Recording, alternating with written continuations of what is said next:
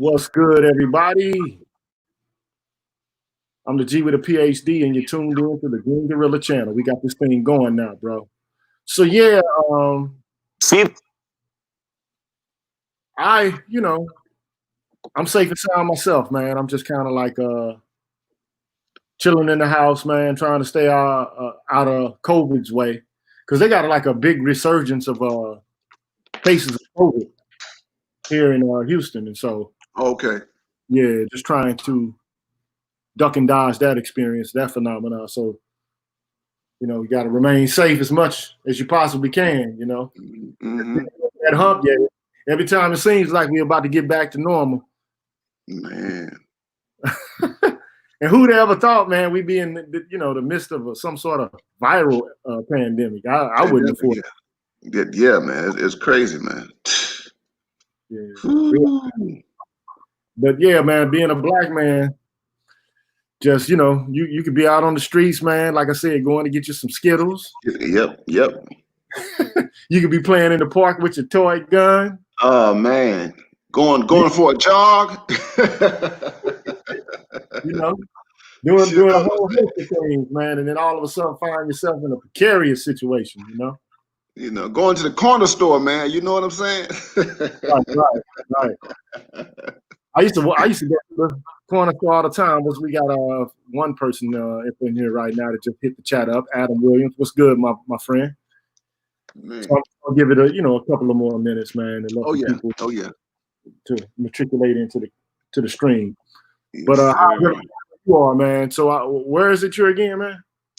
So I'm in North Carolina, man. I'm in Winston-Salem.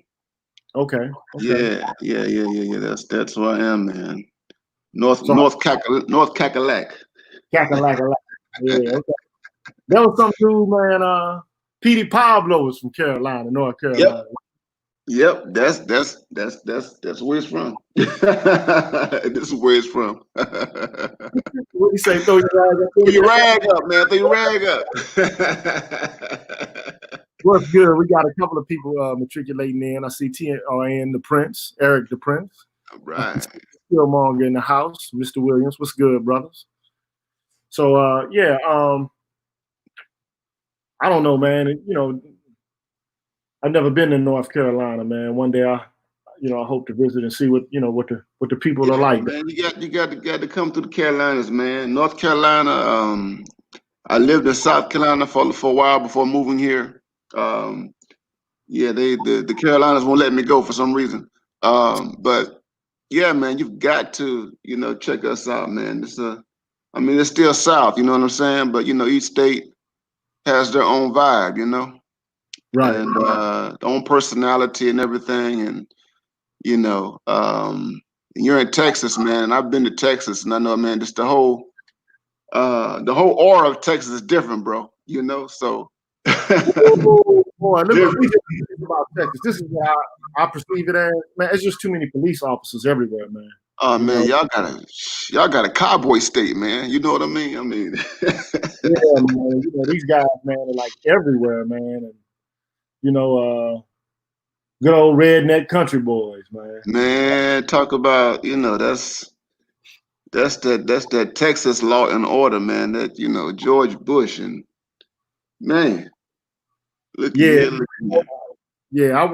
of the things I've gone through in this state, man. I didn't bargain for, but I hear you. We will survive. Yes, sir. We will survive. Yes, sir. By hook or crook. That's what they say. By hook or crook. Yes, sir. Yes, sir. Yes, sir. Yes, sir. Yeah. So, what about the food in North Carolina, man? What is that like? Well, North Carolina. Well, the Carolinas. I mean, they're they into barbecue, and so they were here rather. It's the pork barbecue. Okay. That's the staple, and pork barbecue with yellow sauce, Yeah, and North Carolina. So you've got that, and this is also a wine. This is a wine and beer state. So there's a lot of wine. wine wineries here in the state, and produces a lot of wine. There are a lot of beer refineries here, so craft beer is real big here. Okay. Yeah, man. So that's yeah, a lot of vineyards. So that's what I meant to say. And so that's their big staple, man. They have like now, this is summertime. Normally there would be, wine festivals going on, Okay. typically have like three, at least where I am. Well, they have them throughout the state, but each city has their own, you know, set of festivals and everything. And here where I am in Winston-Salem, there's normally like three or four between the end of May and like the end of July. Yeah. Okay. Yeah. So that's that's their thing, man. And it's a interesting state, man. I mean, it's prided itself for a long time on being an education state. There are a good number of colleges and universities here. Okay. And that's they're, they take pride in that. You know what I mean?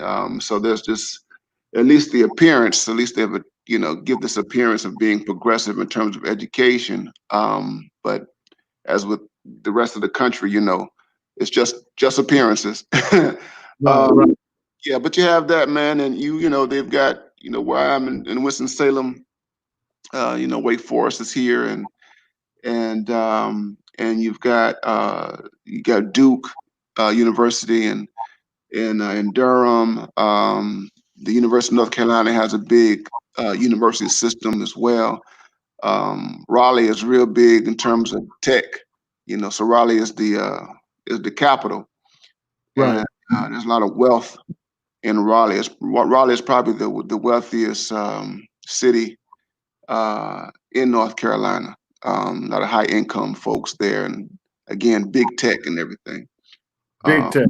Yeah, big tech. Man, I usually don't think of big tech. When I do think of it, I don't normally think of North Carolina, but I guess I need to change that opinion, huh? Yeah. It's it's here.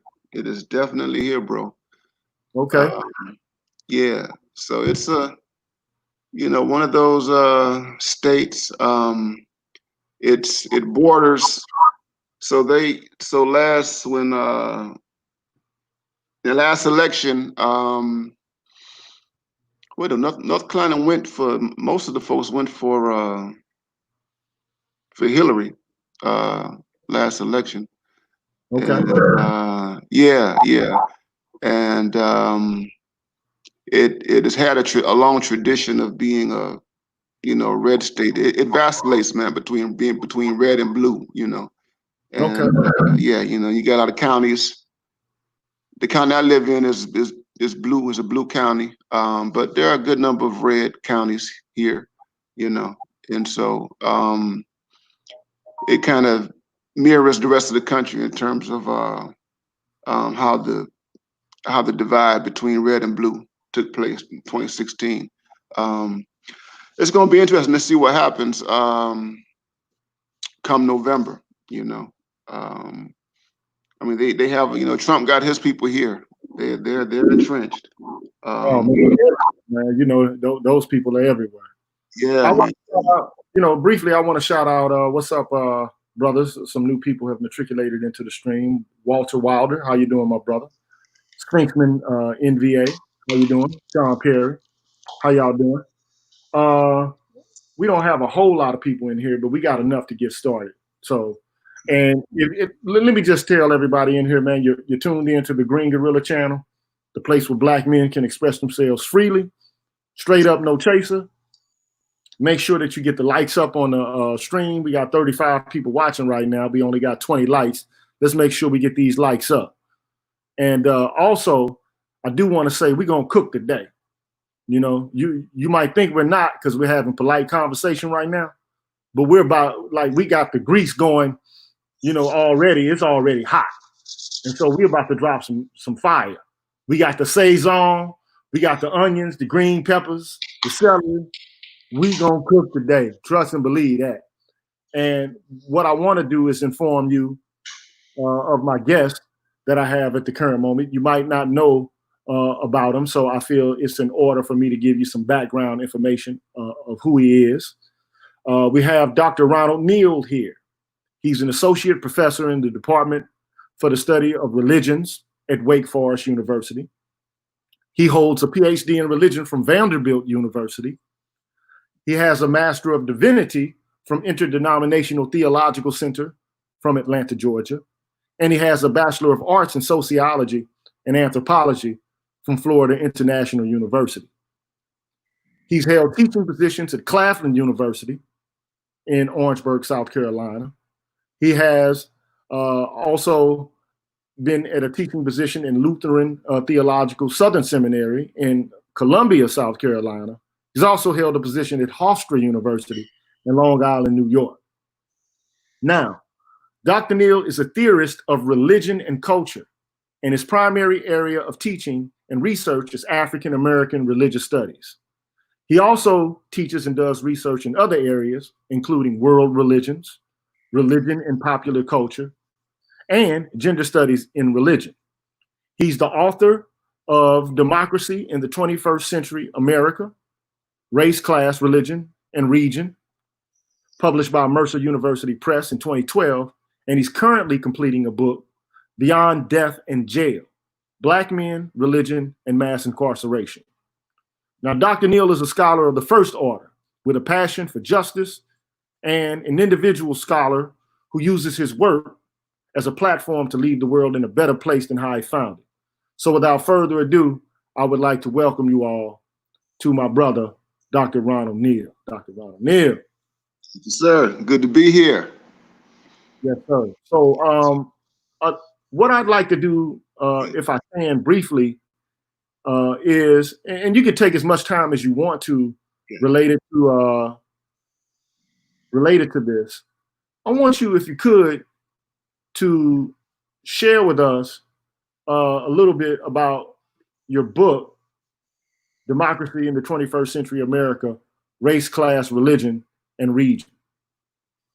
Yes, sir. Yes, sir. So I wrote that book while I was living and teaching in South Carolina at Claflin University, which is a historically Black university. And the book itself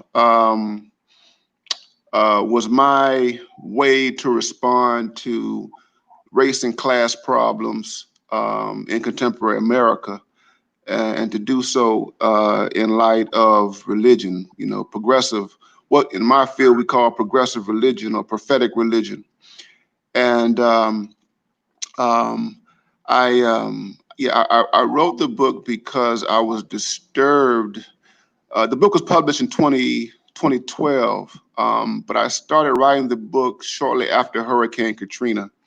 Oh. And so if you remember what, the devastation that, Hurricane Katrina wrought in the Gulf Coast and what it exposed, if you remember those images of, Black people, at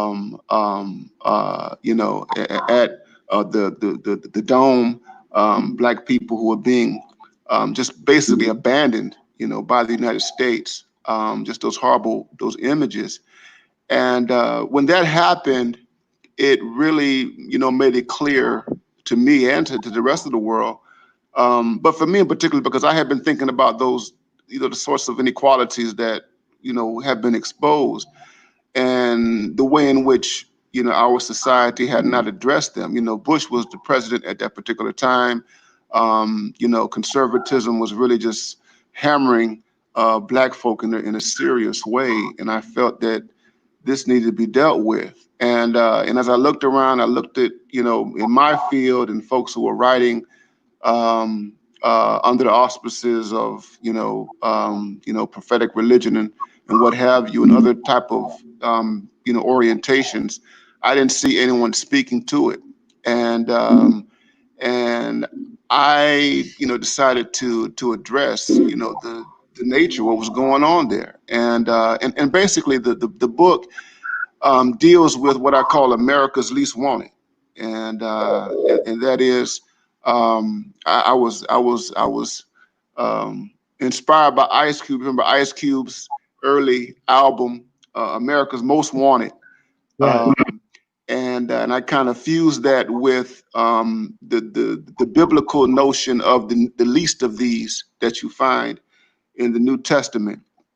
And so I was like, you know what, we have people, black people primarily, but you have other people in this country who just have been abandoned and who are stigmatized by class, by race, folks who because of generational poverty, folks who, because they've been touched by the prison industrial complex, people who are unemployed and underemployed, people who have, chemical addictions, your homeless population. I mean, just, the whole gamut of folks who live in what is really an American caste system, and there were no major voices. There was no outcry, and about what we should do about them. And if you think about that particular era, what was very popular at that time, was this kind of real conservatism, which was saying that black people, particularly poor black people, were poor because of their own deficiencies. They were poor because of, they were lazy, and inept, all the stereotypes you can think about black people, black men, black women, and the like. And it, has nothing to do with America, its legacies with race.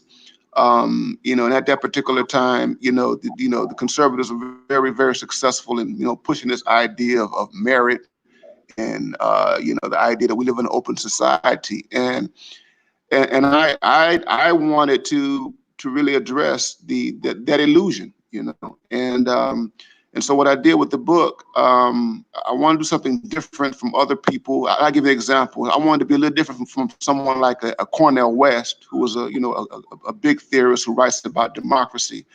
He put out a book in 2005 called Democracy Matters, which deals with kind of large, ideas in terms of democracy. And so what I wanted to do, I did something different in that I said, listen, let's talk about democracy in a way that typically, isn't done.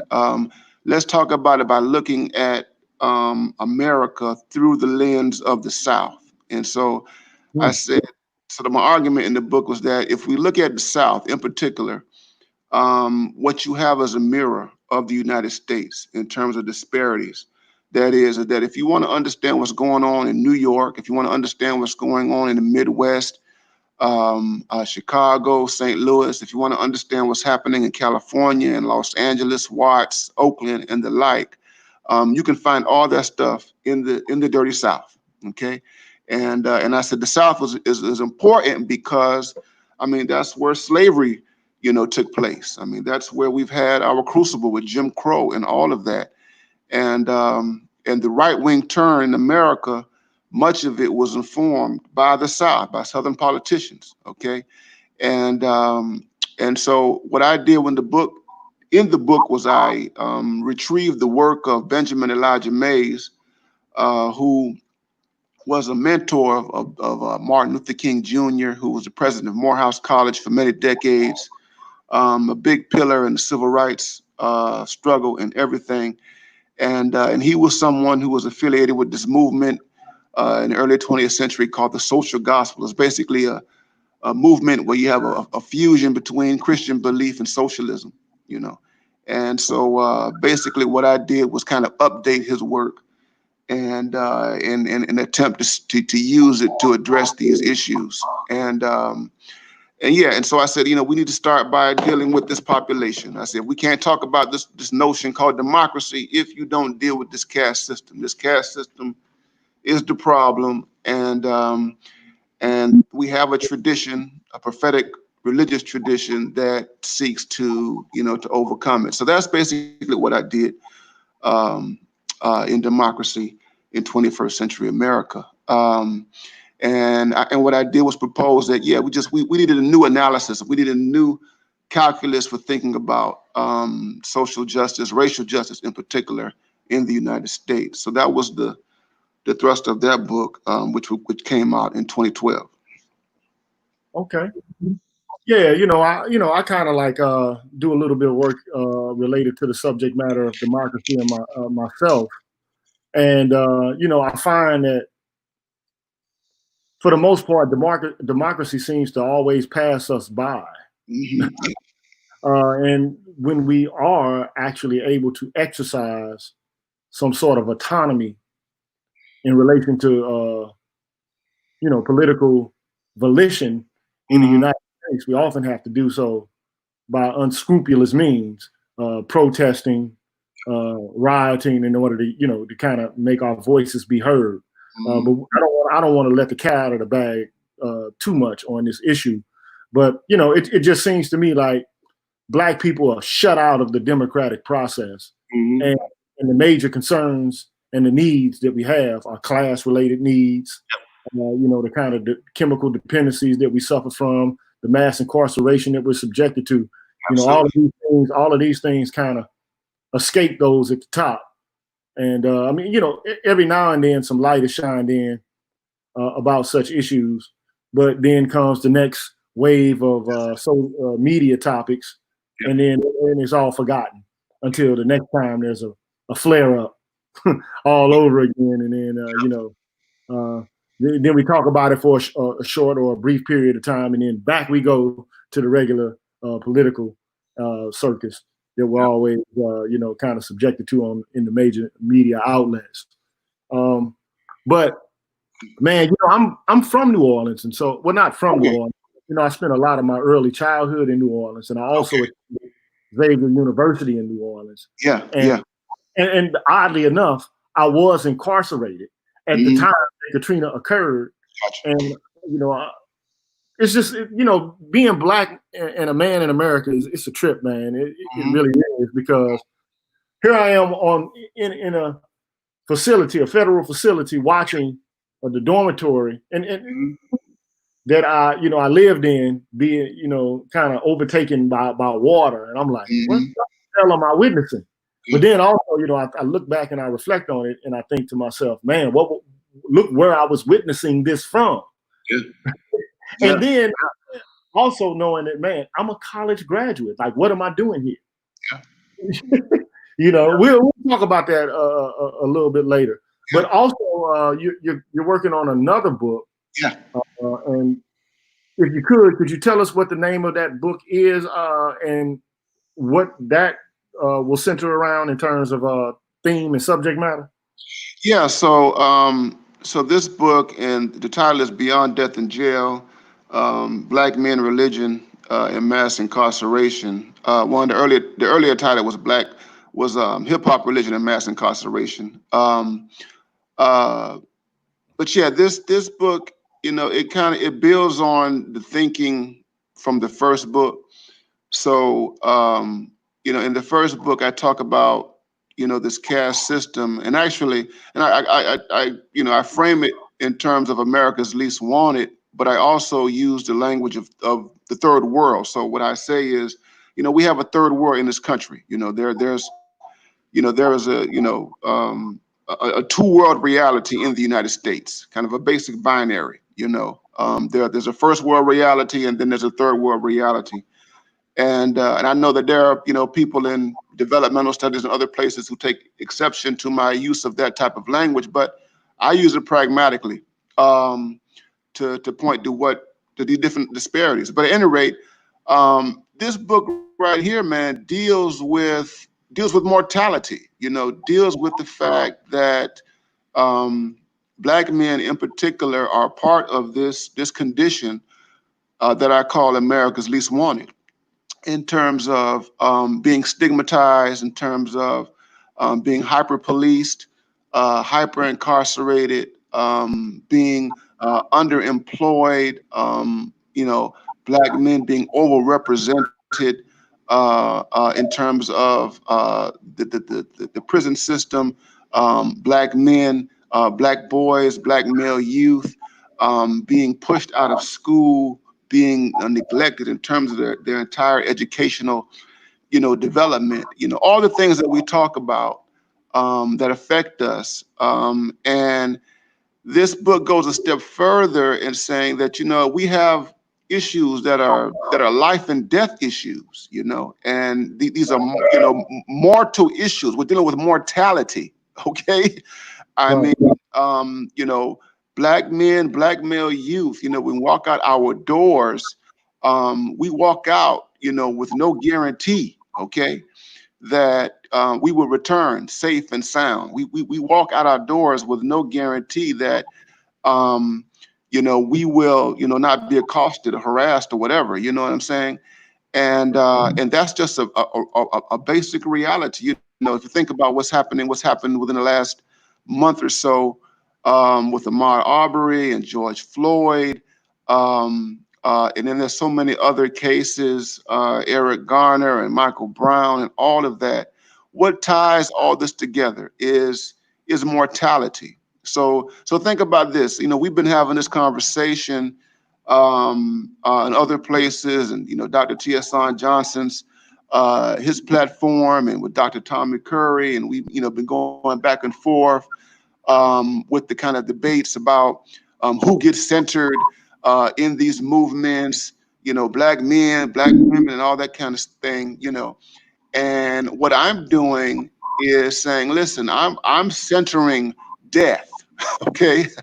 I'm Wow. Okay. centering the reality of you know, black men being confronted with the possible and even the eventual loss of life. That's the center.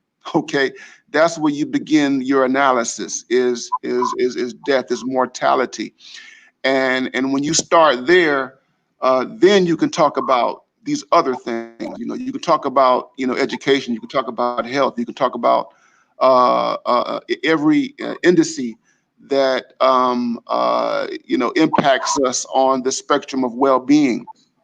And so this book is something that I've been thinking about, you know, for more than 20 years. Okay, this is the book actually that I wanted to write before I did my democracy book. You know, I wanted to write this book when I was in graduate school.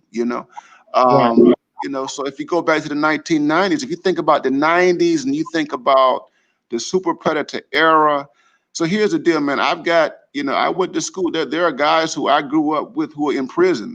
There are guys who I grew up with who are doing life sentences right now. Okay, who are my age, and who, if sentencing laws don't change, they're going to die in prison. Okay, and you know, that's the reality. You know, I've had friends that sucked up just by the system, and I could have easily gone that route. You know what I mean? Had I not made certain choices and the like.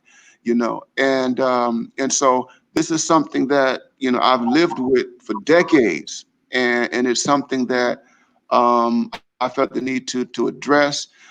It allows me to deal particularly with black men and the whole issue of mortality, and you know, and dealing with what how religion speaks to the whole issue of mortality, you know. And so hip hop, you know, hip hop is a part of it, because, you know, hip hop has been a voice, an imperfect voice, that has echoed concerns about life and death. I mean, so when you think about the whole, history of rap, and all the from Tupac, you know, to 50 Cent, you know, to the Migos and the like, you know, that we've always articulated some anxiety, some concern about life and death. Okay, and so that's what this book is getting at, and I'm wrestling with the question,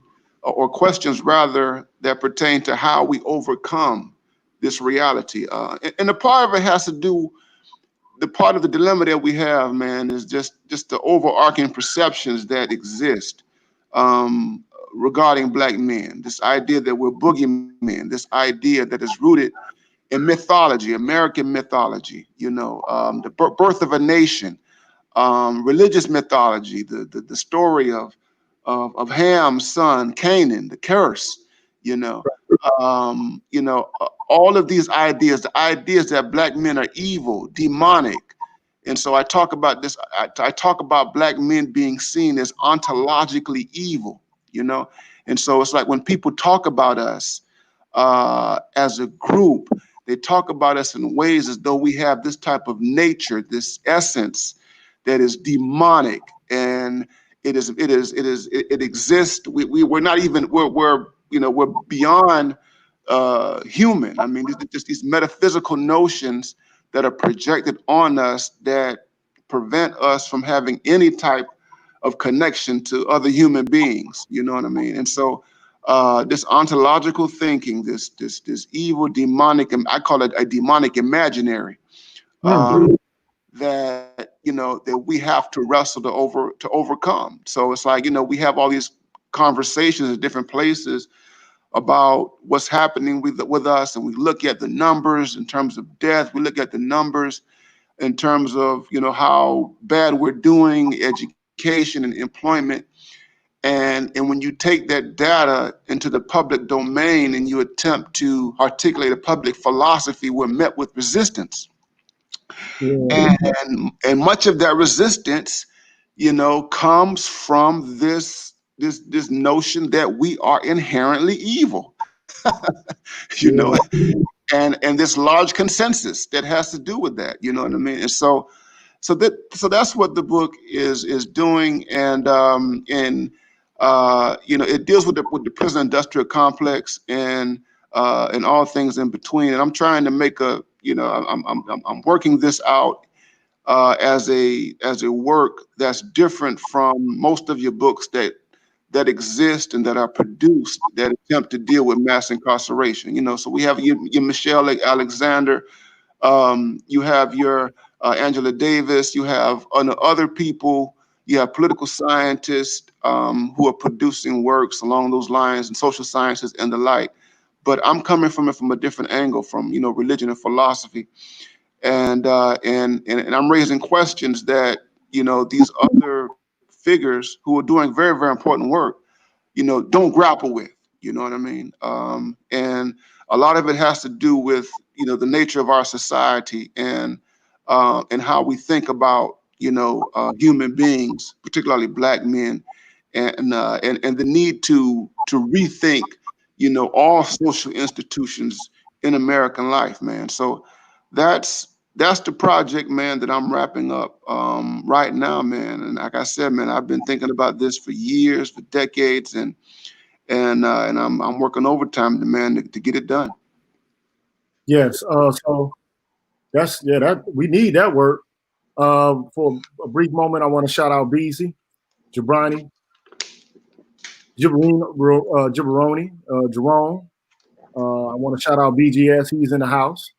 We also got brother Hassan Johnson in the house, Dr. Johnson, and many, many others. So, a lot of attention lately has been centered around Black death. Yeah. But not in the way that you would expect. So we already know that in relation to the rest of the population, that our death rates are exceedingly high as Black males. But we also, we can't forget the Native Americans because they died very high rates also. But because we're focusing and talking specifically about Black men, it just seems in relation to a movement in particular, I'm talking about Black Lives Matter. Yeah. There's a whole bunch of what Dr. Johnson would call necro envy being displayed related to Black death, in particular Black male death. So people are like, there are other demographics within the Black community who seem to be upset about the idea that so much attention is being paid to Black men, and so much of an issue is being raised about Black male death, and they feel like we need to decenter those kind of conversations and come and focus on that which is often ignored, that which is often not visible. Yeah. what do you feel about that kind of you know political posturing uh, as you see this overwhelming number of black male bodies being accumulated? Yeah, man. I think that it shows a clear disregard for the overwhelming reality that the bodies, the ones that are mounting, are black male bodies. And of course, no, we're not disregarding women. We're not disregarding other elements, other subgroups within our community that also experience death. But clearly, the profundity of death is black and male. And I what I see in there is a beyond this kind of disregard, this disregard of black male death, a trivialization of black male death, but also what I see is a profound level of immaturity in terms of how we think about politics, how we think about the black situation in the United States. And I've said this in other places on Dr. Johnson's platform. Yeah, man, we have a very those those elements within the black community who continue to make these distinctions and continue to minimize black male death. Just have a juvenile understanding of where we are, and fail to realize that that whatever happens. So here's the thing: so that whatever happens in terms of the state, in terms of how we get any type of redress with black males, has a trickle down effect for everybody else. That is, if you deal with the black male situation, it's going to reverberate. It's going to affect everybody else. So with the women who are making these distinctions, they will be affected in a positive way. And even with the trans people and the other groups will be affected. And the reason why I say that is because if you just look at the history of black politics, when we have centered black men, as they say we centered black men, the outcomes of that have impacted all black people. Okay, and Right. so if you look at just civil rights, the Civil Rights Act of 1964, Civil Rights Act of 1965. You go back even before that. You go back to the Birmingham campaign, the bus boycotts. If you look at everything that the Black Panther Party did and their accomplishments, all of that had a trickle down effect. It didn't just impact black men. It wasn't just for black men. It impacted the entire community. You know, so at that level, there's a poverty that exists in terms of our analysis.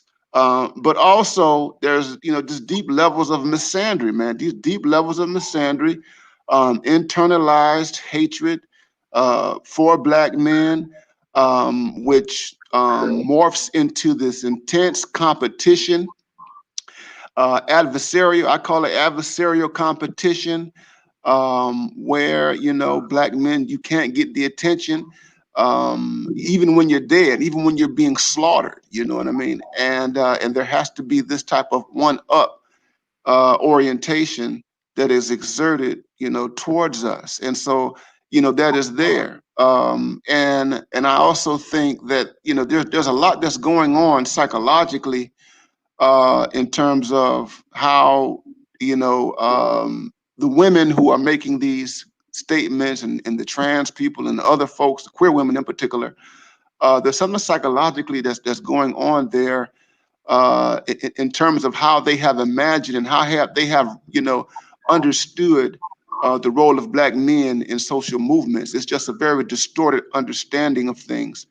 This idea that black women have never, here's the other thing, the idea that black women have never had any place in movements, or the lives of black women have always been erased. I mean, that is the greatest lie that is perpetuated, I think, by these voices is that somehow or another Black women just they don't exist, and so you have to have these ideas that bring them into the forefront. And I'm wondering, to myself, I mean, you can go back historically, Nanny Helen Burroughs. You've got people like Amy Jacques Garvey, the wife of Marcus Garvey, Clara Muhammad, the wife of Elijah Muhammad. People like Fannie Lou Hamer, people like Ella Baker, people like Elaine Brown, Salah Shakur, Angela Davis. I mean, you've got all these people, and to think about this, we're in the moment right now where Black political leadership, the face of Black political leadership right now is Black and female. You know what I'm saying? And so this idea that there is no representation is just ludicrous to me. But to really get at it, yes, I think there's just this real intense problem of competition. It's just intense adversarial competition that is driven by misandry. There are elements of white supremacist hatred that is there. It's there in feminist thinking and in queer thinking, and I think that's the major culprit that we're dealing with. Yeah, I just want to alert my viewers to the fact that, I put a lot of this content up on my channel so that you can go back and kind of review how it is historically and ideologically we've reached the point that we've reached now in relation to this kind of adversarial politics that exists between Black men and women in the Black community. And as far as I'm concerned, it all starts immediately after the Civil Rights Movement, during the time in which Dr. King was killed. And then you have the influx of this new social movement, second wave feminism, and predominantly voicing the concerns of white women, and that puts them into position as a minority group. Now, even withstanding the fact that, white women are not a minority. They were part of the colonial project. They bought and sold slaves. They beat, abused, and sexually assaulted slaves. They were part of the segregation project, in particular, the Black Codes and Jim Crow. And they were present at lynchings during Jim Crow, and also were the causes of a great many Black people's lynchings, both men and women. So for them to immediately, crop up, it seems like out of the brush, like flanking from out of nowhere, and the themselves as these victims. Well, what are they the victims of? Well, now we know that the boogeyman or the catalyst for a great deal of lynching was that of, the Black male boogeyman, the Black male rape. So it's funny though, because as they move into the fore, they bring along with them a cadre of Black women who kind of echo and to reiterate the talking points that they made in relation to concerns with sexism. And not to say that sexism has never existed or does not exist, but I mean, the idea that you can equate 250 years of slavery, and the abuse that Black men in particular suffered in relation to that experience, and Jim Crow also, and the kind of experiences that Black men and Black women together suffered from during that era, and then kind of put themselves in the fore as being somehow, a victim, and that they need to be centered. It just screws the shit out of me. Excuse my language. Yeah. But then not only that, to know that you had just undergone a movement in which there was a mutual coalition between Black men and women to overcome the rigors of that long history of slavery and Jim Crow, and then to get to a point at which there's so much animus, there's so much enmity, and there's so much misandry, right? It's as if, what the hell happened? And a lot of Black men don't understand exactly how to, and even Black women don't understand how this all occurred historically and ideologically. And what's funny about it to me also is this: it almost seems to some men that they've been betrayed. Mm-hmm.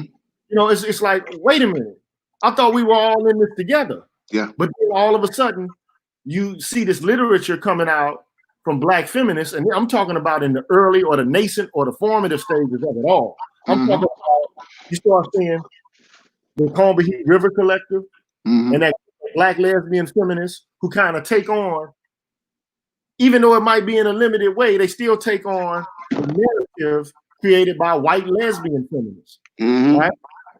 And what they wanted to do was to decenter men, Mm-hmm.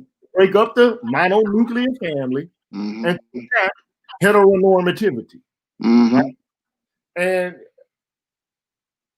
not only did they do that, so then all of a sudden you got Alice Walker who comes out and basically creates these works of art, these these novels that kind of berate Black men and refer to them as rapists, Mm-hmm. abusers, and philanderers and chiselers. Mm-hmm.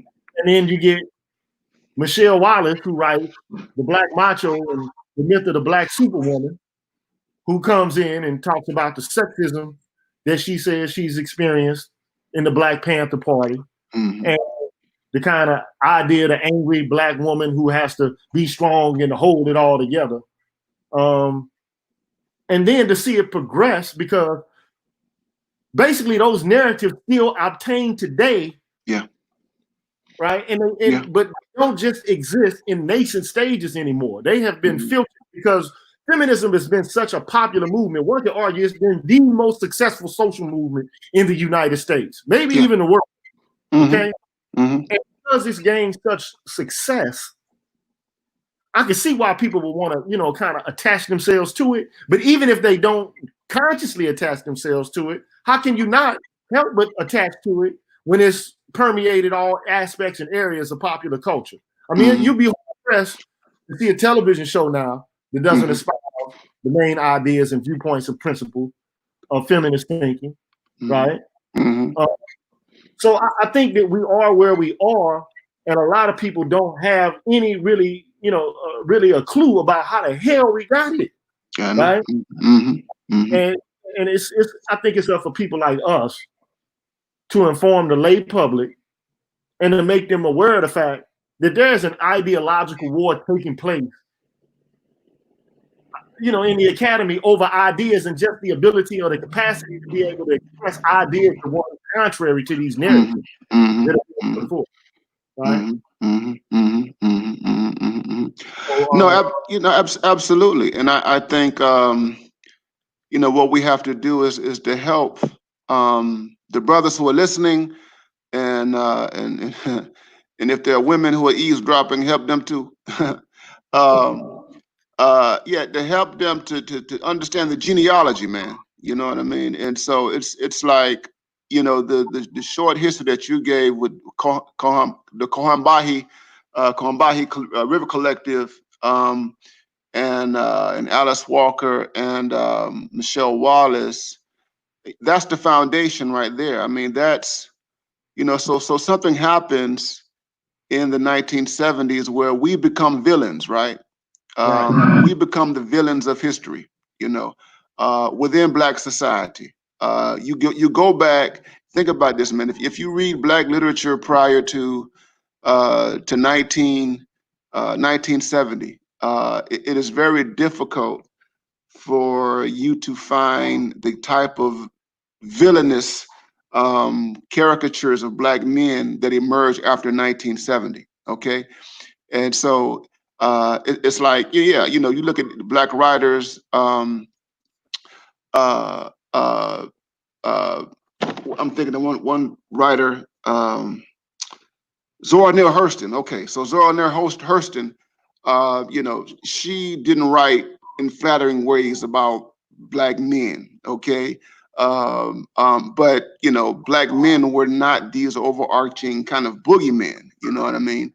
The social scientists, people like Du Bois, the people like E. Franklin Frazier, they were honest about Black people's humanity and the ways in which they articulated them, but we were not presented as these monstrous people. Now, some people might disagree with that, but from my reading, prior to 1970, you just don't have this notion that black men are the villains of black history, and that black men are villains and monstrous on par with white men. Okay.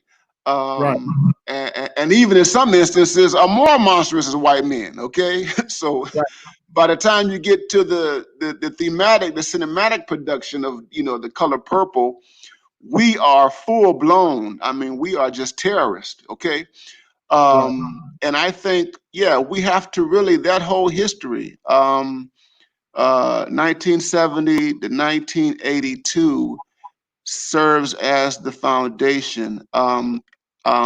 Michelle Wallace's book, her book in particular, is very, very important because much of what she wrote in The Black Macho anticipates everything that comes along at the end of the 1980s. So she anticipates Kimberly Crenshaw, intersectionality, okay, because she has ideas in her book where she's talking about, black women having this type of double jeopardy, okay.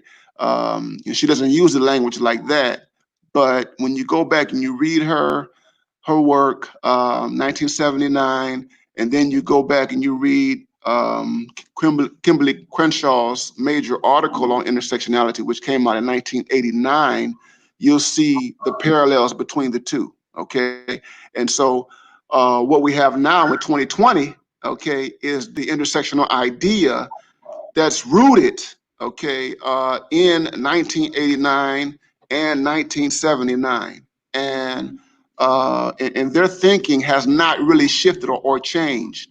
That is that much of the way in which the queer feminists, the feminists, black feminists talk about black men right now is rooted in those two particular texts. That is the Black Macho and Kimberly Crenshaw's article, and they have not moved beyond it. Okay, so if you Right. think about it, 1989, we're talking about, that's 31 years ago. Okay, Right. nothing. It's almost as though black people have been static in the past 30 years. Okay, that black men have been static. The black situation has been static, as though you don't have more material to think about the condition of black men and women. And so this goes back to what I was talking about in terms of black men being perceived as evil. So when you say that black men are evil, you're saying that black men have an essence. Black men have an unchanging nature. It doesn't change regardless of time, context, or whatever. It's just entrenched. And so your listeners need to be keenly aware of that. The other thing is this: something happened in the 1970s that helps us to understand why so much of this hyperfeminism exists today and why so many women have latched onto it. Feminism gave black women the option to choose gender over race. Okay, that is, it gave them an option to ride the gender wave. Okay, it's like this. Okay, what do you want to be? So here's the thing: what white women do. White women will present this option. Okay, either you're going to be black, that is, be a black person, or you're going to be a woman. That is, you're going to be an abstract woman. Okay. Now, the black feminists will come in and say, well, we're not just women, we're black women.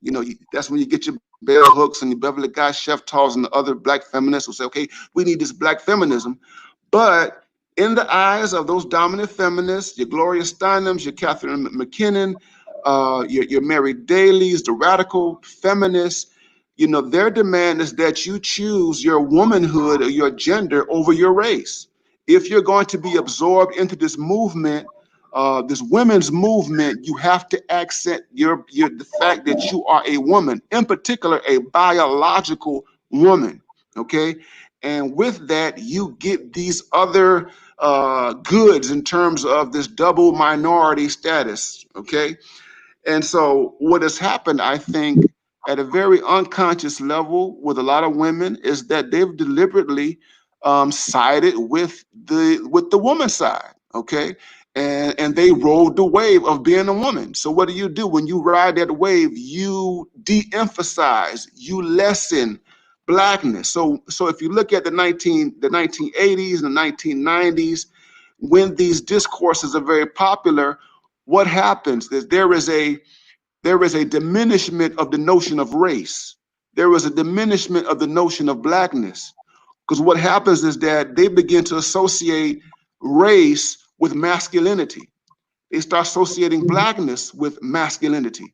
And so we have to move away from our connections with race and blackness and to overemphasize our gender and class. And then that's where all the intersectionality stuff kicks in. And I think that really accounts for where we are, is that you have women in conscious and unconscious ways who decided we're going to be women first and everything else is going to be secondary or tertiary. And so I think that's what accounts for it. And I think you're absolutely right. The women's movement, bolstered by feminism, has been the most successful movement, perhaps, in the history of this country. Okay, so much so that it has penetrated the Caribbean, it has penetrated Africa. In Nigeria and in Ghana and other parts of Africa, there are very interesting conversations, debates that are going on around the status of women. Uganda as well, marriage issues. I mean, in Uganda, there's very interesting conversations about the tensions between monogamy and polygamy, and women have been very vocal about their disdain for a institution of marriage, polygamy, which has existed in Uganda since before the British came. So yeah, the feminist movement is a global thing. It's a part of globalization. It's irreversible, man. It is irreversible. We can't put the genie back in the bottle. The most that we can do is understand its origins and devise creative strategies for responding to it, and doing everything that we can to educating men and women who are like-minded to understanding how we got here. But you know what's odd about this? So concurrently, meaning at the same dang on time, or like Future say, at the same damn time, yeah, that feminism comes to the fore. And Dr. Tia Johnson talks about this in a video that we did together. He basically draws out the economic and the kind of labor conditions that exist for Black men in the 70s, moving on through the 80s, throughout the 90s.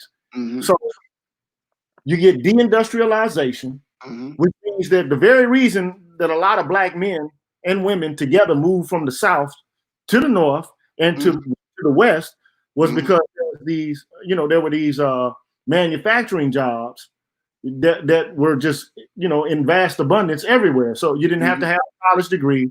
You just plant yourself into a locality and you get down to work, man. You pull up your bootstraps and you roll up your sleeves and you get down to work, and you bring that bread home to your family so that the entirety of your family can eat, and then you have a hope and that the next generation of Black babies can have to work with, right?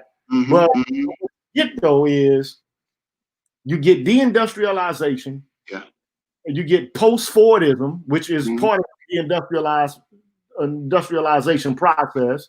You get the instantiation of a Keynesian economic situation in like the preeminence of service-based work, which doesn't require men anymore, right?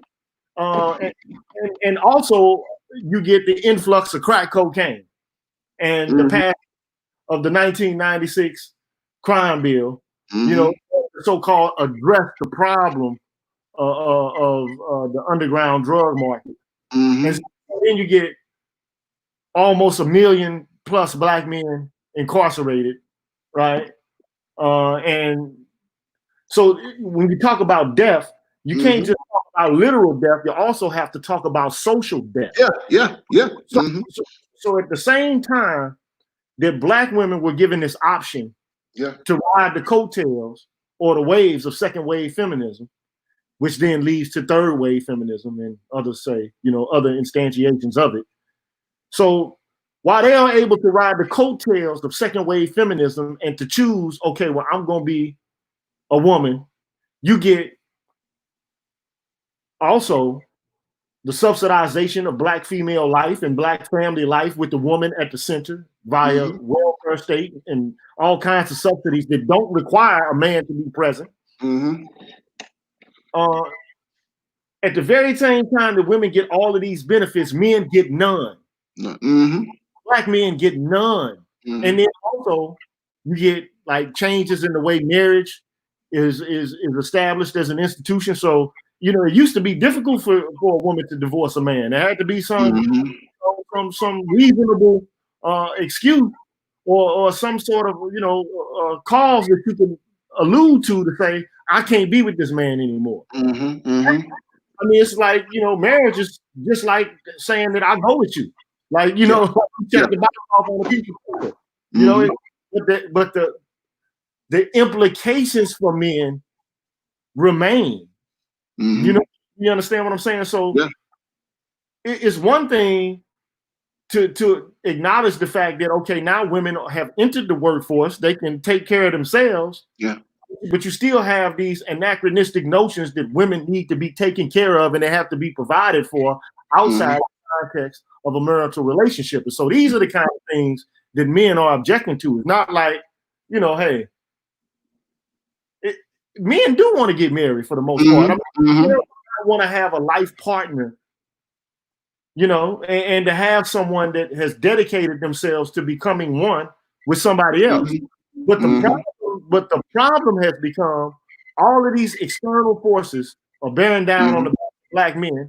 You get the enfranchisement of Black women, right? And it feels almost like a slap in the face. Not only can you live life on your own and make as much money as Black men, you don't have to go through the rigors of the prison industrial complex to the same magnitude as Black men. And if you decide to kick us to the curb, you get half of what the hell we got, and we ain't got nothing to start with. Yep. You understand what I'm saying? So this is why Black men are so fired up, man. This is why we feel the way we feel. And then as soon as we say something, you know what we get? You don't like Black women. You don't really want to deal with us. You don't want to hear from us. You don't want to have anything to do with us. No. It's just the rules of the game have changed. And you playing like we boys out here. You know what I'm saying? You're basically looking at us like we're fundamentally or inherently flawed, and our response to these conditions that we're dealing with is somehow like we're moving around like pusillanimous men. Man, we got a target on our backs, and we got the weight of the world bearing down on our shoulders, and the best you got for us is what can we do for you? What world are we? Why are we not appearing up for you? This goes back to what you said earlier. Maybe if there was some subsidization of Black male life, and there was some sort of investment in Black boys from the cradle, instead of this kind of dismissiveness, this kind of, you know, this pipeline to death or social death, maybe if we were rewarded more, and maybe if we were respected more, maybe we would be able to show up, and maybe if there were policies set aside for us to help deal with our dysfunction and to deal with the kind of oppression that is down on us, maybe then we can actually show up. But instead of being understanding, you got the most educated class. It seems buying in ideologically to all the tenets, the principles, the talking points, which demonize men as a whole, but specifically Black men as these kind of, you know, these crazy boogeymen, you know, fiends of some kind. And And look, I was talking to a black woman today that I went to college with, and she was looking at my post on Facebook, and she was like, "And I just got to talk to you because it seems like you're antagonistic." And I just tried to let her know, like, you really look. This woman is married, been married for 20 years, but she's a West Indian woman. They have a different set of cultural norms associated with marriage than do black women in the United States. You know what I'm saying? Like 80 or they got a different idea about it. They got a different idea about manhood, the whole nine. You understand what I'm saying? Yeah, and they don't have a benevolent state the way we do. Okay, and so they don't have big government. So we talk about the Caribbean. You're talking about an entirely different political arrangement where you don't have the government that is engineering, that is going in, that is engaging in social engineering, deliberately elevating particular aspects or elements within the society over the course of 40, 45 years. Okay. Now things might be changing a little bit now. Okay. But they don't have the kind of history that we have. Plus, they don't have the type of wealth, the governmental wealth and corporate wealth that we have, which has facilitated the rise of women. And so, it goes back to what I was saying earlier about this lack of sophistication in how we think about our situation in the world. What women, and it's not just women, but all of us fail to realize is that, Black people, I'll say Black women in particular, have benefited for being at the right place at the right time in history. Okay. That is that what happened after 1970 economically to women and men, but women in particular, is unprecedented. Okay. It was unprecedented. You can't look at any other period prior to that and see the kind of expansion that took place in terms of education, in terms of economics. Think about this. So there was no real disruption economically for women as there was for men. Okay. So, we talk about, the deindustrialization. Deindustrialization largely affected men. Okay. Of course, you have some women who are working in the industrial areas, but they were minorities. Okay, think about this: the standard type of work that women had prior to 1970, that is, as domestic workers, as teachers, as social workers, working in the service industries, working as they used to call them secretaries. Now we call them office managers. Okay, that type of work was never disrupted. It continued on into the 1980s up into the present time. Okay, so there was no disruption in the standard economy that women benefited from prior to 1970. What happened was that the female economy expanded.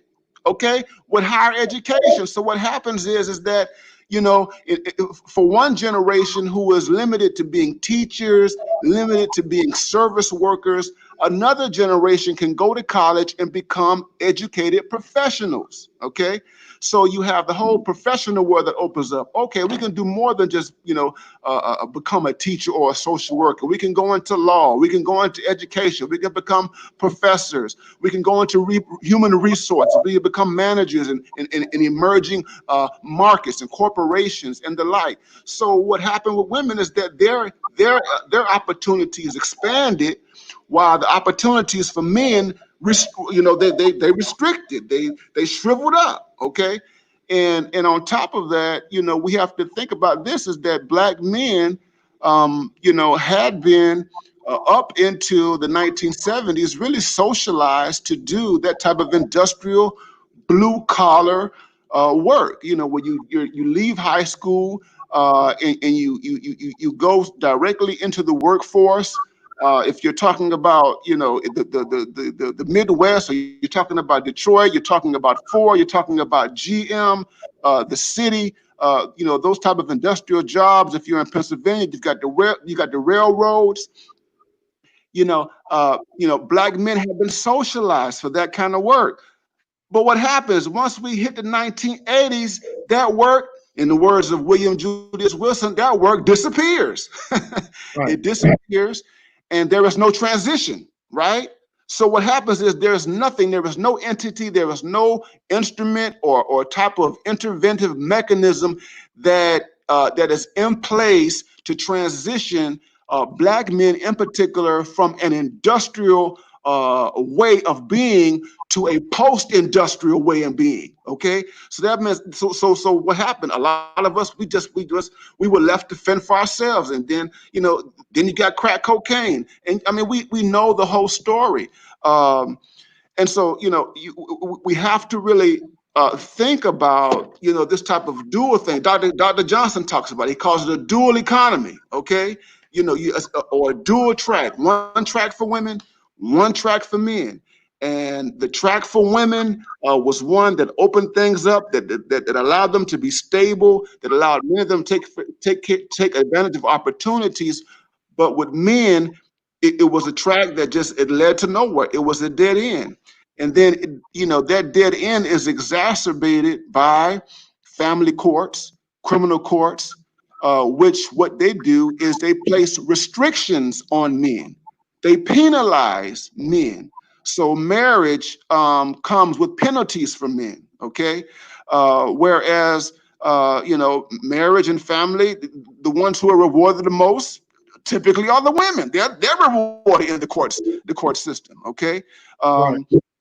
Then the criminal courts continue to penalize men. Okay. And when you think about how the criminal courts have worked in mass incarceration, our freedom is restricted. Our freedom is taken away so that other populations can be free, so that other populations can feel safe, so that other markets can flourish. Okay. And so if you think about this recent situation with George Floyd and the police, how does the police function? The police function in the way to protect white capital. We have to keep these Black males, these Black bodies contained in service of white capital. White capital has to be protected so that it can flourish, and we got to keep these barbarians and these boogeymen in check. We arrest them, we lock them up, we put them in prison, and we give the aura of public safety so that white women can be free, white men can be free, and other populations can be free to do whatever they're going to do in this liberal capitalist economy. So I think yes, I think the way that we look at things is skewed, is limited, is juvenile. Cultural propaganda has been very successful in doing it. So if you think at a figure like Oprah Winfrey over the course of her career has been very useful in propagating this idea of Black female success. Okay, this idea that Black women, particularly the professional Black woman, she is in the place where she is today solely on her own merits and talents. And she exists the way she does, not because she has benefited from radical changes in history. She's there because she has all this talent, she has all this Black girl magic. And the propaganda is so deep is that the women will look at us and they will say to us, "What's wrong with you? How come you can't do it? Why are Right. you complaining?" That is, Right. if I can get this professional work, if I can go to school and earn these degrees, if I can become a manager, if I can attain this type of social mobility, and I'm Black, okay, how come you can't do it? And what comes with that? You're making excuses. What comes with that? When you talk about racism, you're reduced to this caricature of this Black man who was complaining. You're reduced to a Black man who is resentful. So I don't know if it's happened to you, but it's happened to me. I mean, you know, when you lift up these disparities and what have you, it's easy for people to say, "Oh, you're resentful. You suffer from resentment. You're jealous. You're bitter, and all this kind of stuff." I said, "No, we're not. It's not about being jealous and bitter. It's about, you know, making an accurate analysis about where things are. Okay, and the fact that this society has made particular choices to not intervene, to not absorb Black men into the capitalist system. Okay, and there has been a deliberate effort by institutions, corporate institutions, educational institutions, to prevent Black men from being incorporated into this society, and that's the problem that we are reluctant to acknowledge, to say that there are beyond a Black man not being able to get a job because he may have been arrested or because he might have a felony. Beyond that legal discrimination, which employers do all the time, okay, there is also this de facto, there is an unspoken written rule that says do not hire Black men.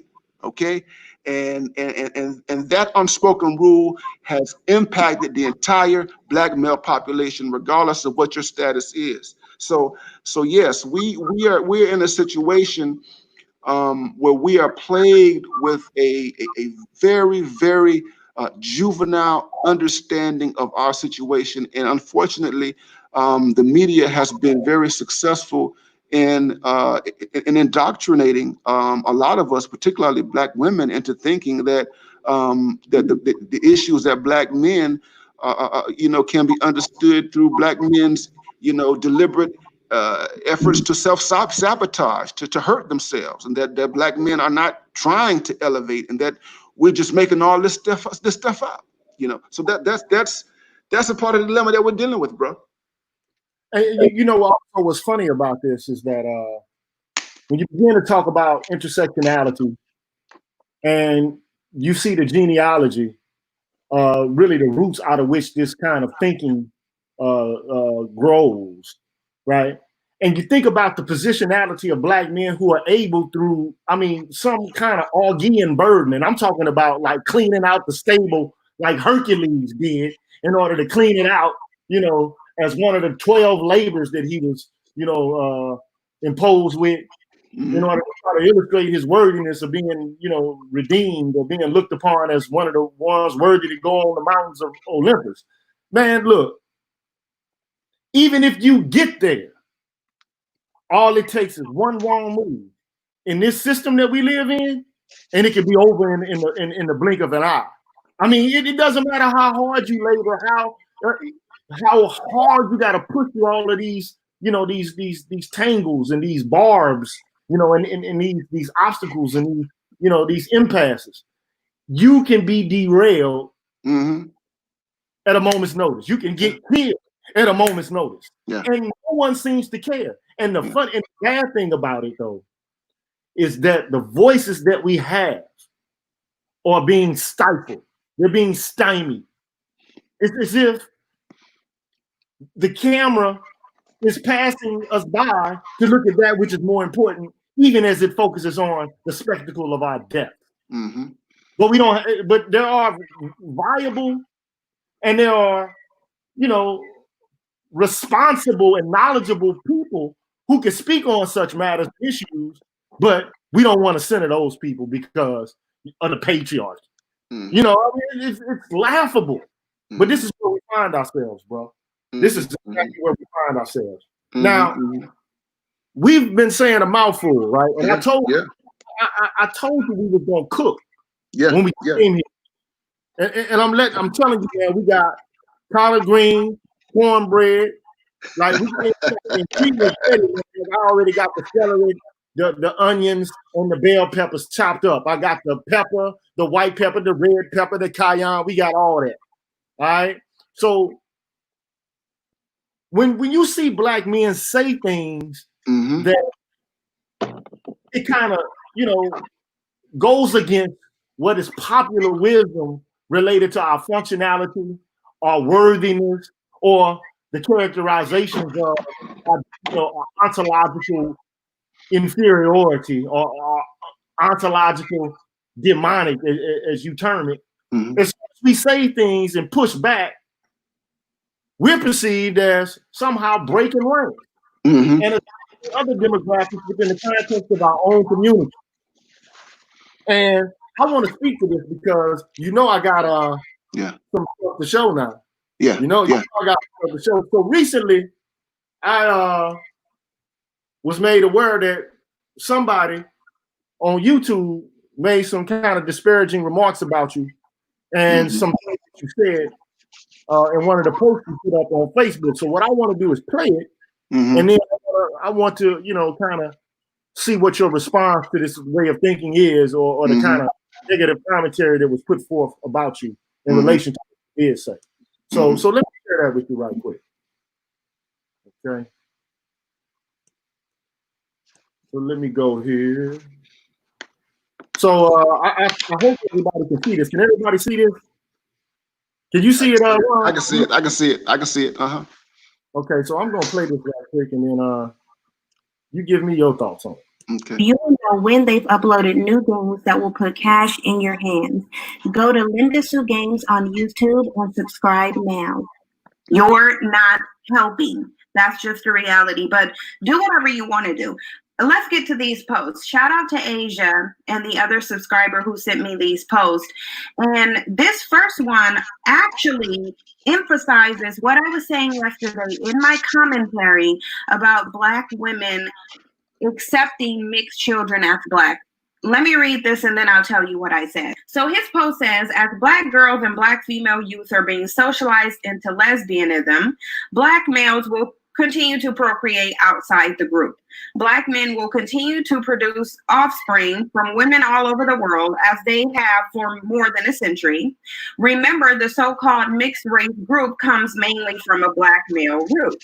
This is not true for Black women. Non-Black men do not procreate with Black women at the same level as non-Black women who procreate with Black men. That's because other groups of men tend to be more race loyal than you are.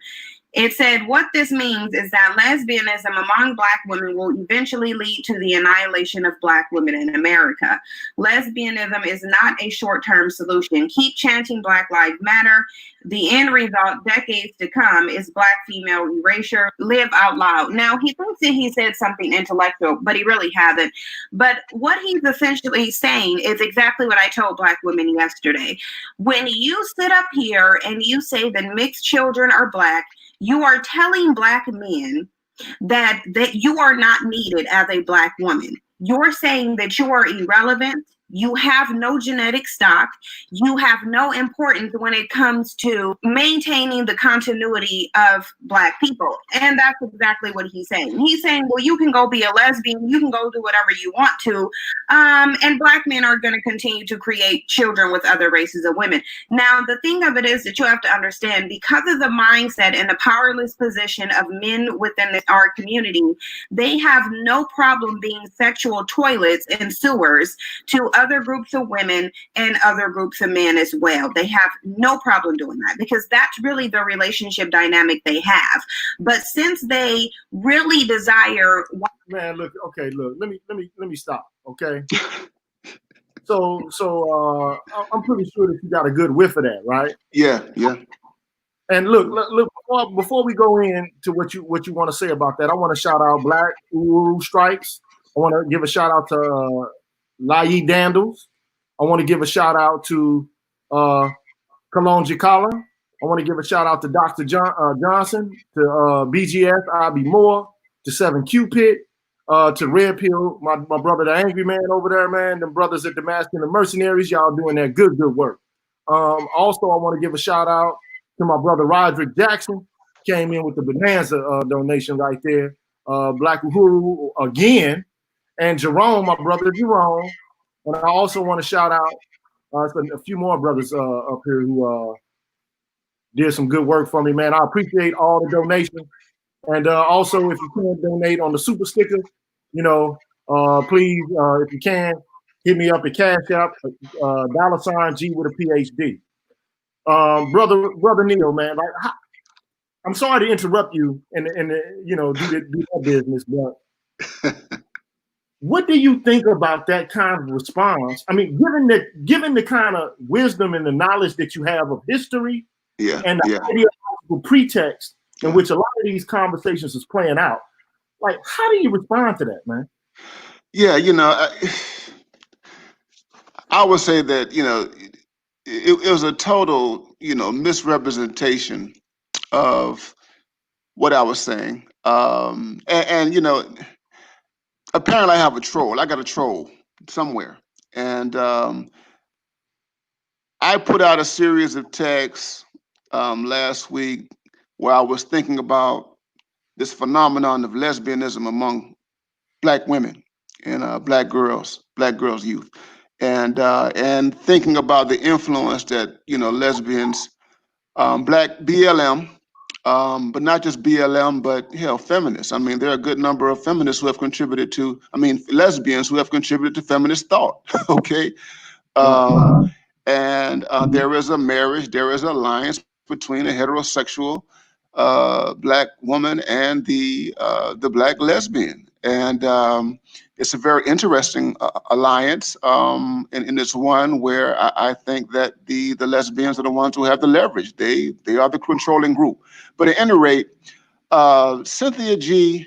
Um, totally misrepresented that post and the other posts that she used in that video, and I found it interesting um, that she decided to incorporate it there. You know, given her platform, and given the way in which she, you know, characterizes, you know, Black men, and you know, for me, you know, um, I was disturbed.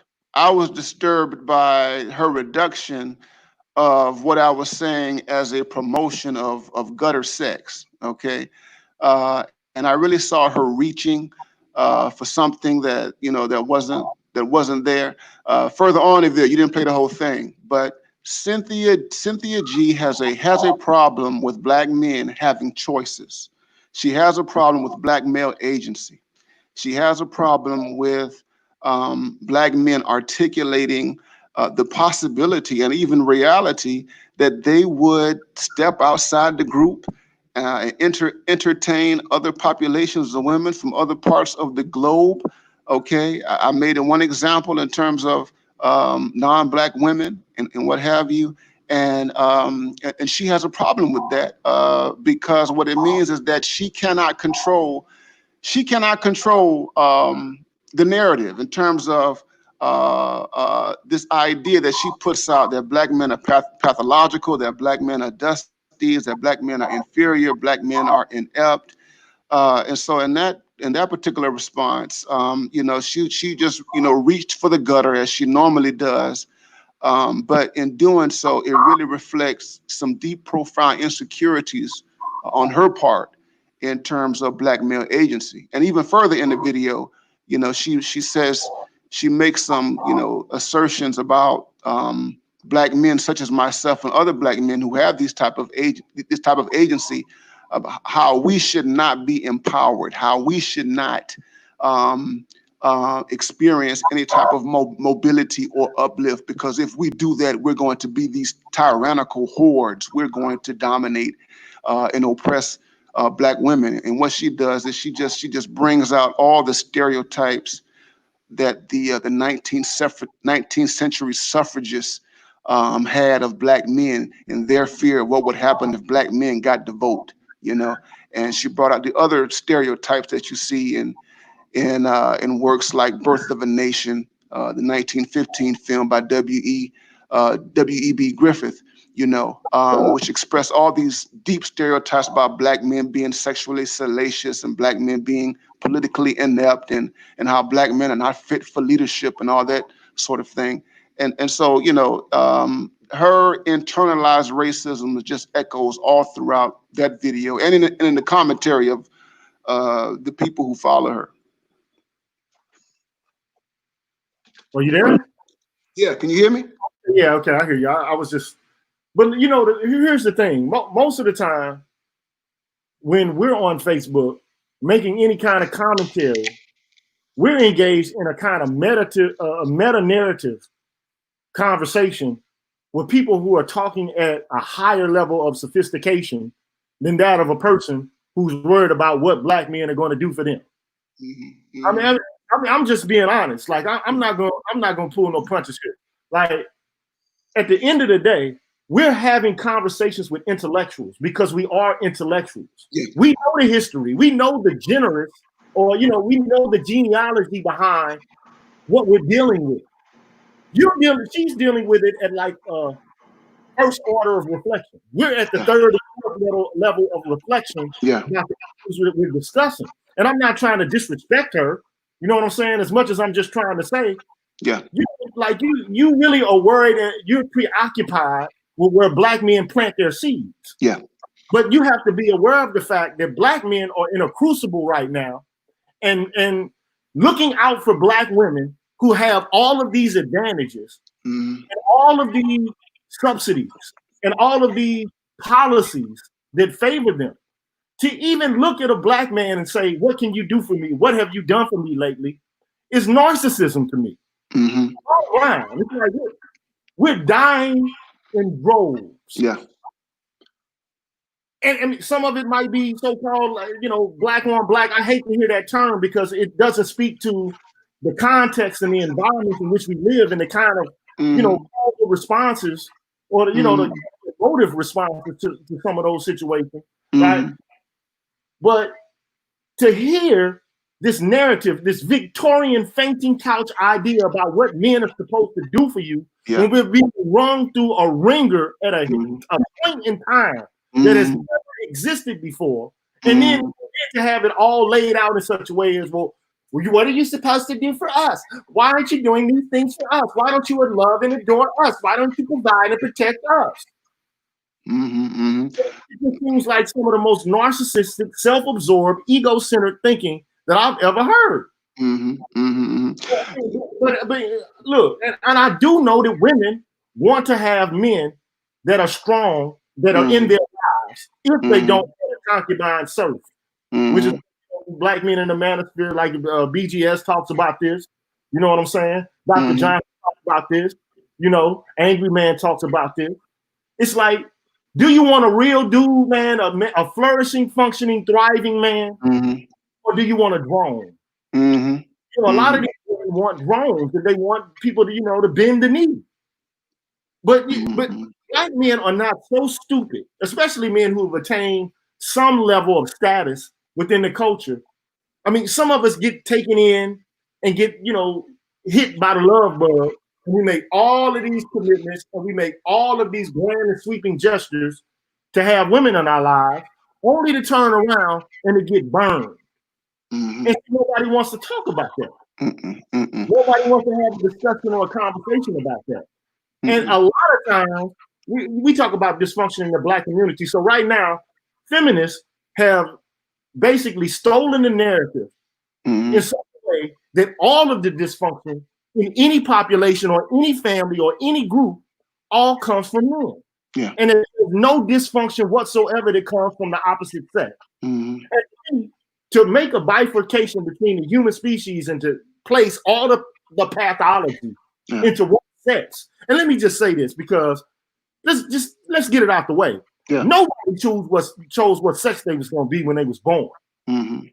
Nobody said inside the womb, I decide I'm going to have a penis and testicles. Or another group of persons say, in the womb now, like Boss Baby before you're born, I'm going to have a vagina and a uterus. Nobody makes that choice. You know what I'm saying? To ascribe a set of qualities and a set of standards and a set of norms that benefit you when you're already receiving benefits, and then to not see it from our perspective, that's a lack of empathy, that's a lack of concern, that's a lack of respect. And we're not going to tolerate that, man. We're not going to tolerate that. And then, and to piggyback on, kind of that discourse or that narrative, I want to share with you, see, it's a lot of people right now who are kind of upset with 50 Cent about the things that he said. Yeah. So I kind of want to play a clip from 50 Cent, which kind of speaks to what men are actually feeling in regard to giving into what used to be a very powerful institution in which men were able to actually exercise agency and help to build up the lives of their children so they can flourish and function. How nowadays it's all switched up, and men are becoming aware of it and they're out of it because they see no benefit in it. And they see they're vulnerable within the context of that kind of social arrangement with another person who, at the top of the dime, they can leave you in a whirlwind, and then you'll be wondering what the hell happened to your life. So, this 50 has to say about this. And then we're gonna come back and see. I just want to get your feedback on it as well. We kind of talked about it briefly, but I want to get back to it. So, let me get here. I'm not the most savvy guy in the world, man, when it comes to what I'm doing here. I want to be. Hold on, man. I know it should be showing up here somewhere.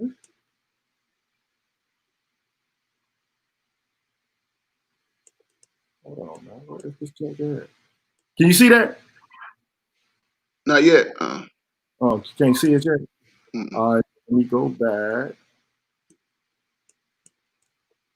Yeah, this thing, man, I'm just kind of like learning how to get all this stuff working, man.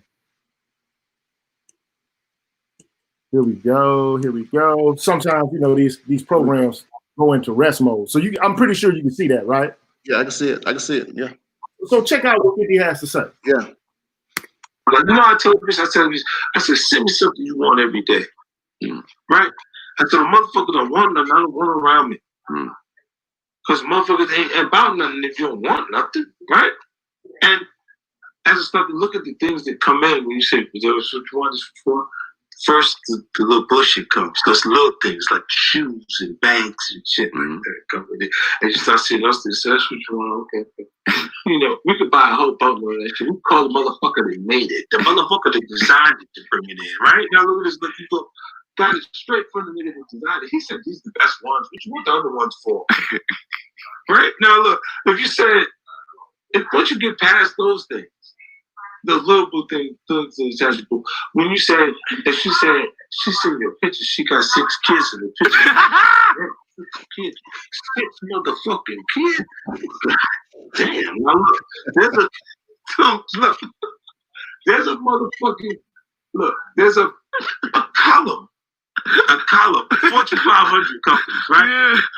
The smartest business people we know.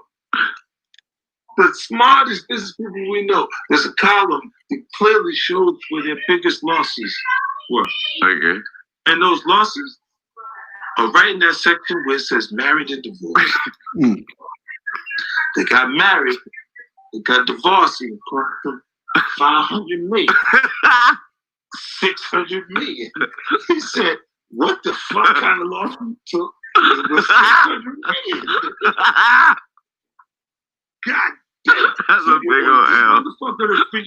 All you wanted was friendship.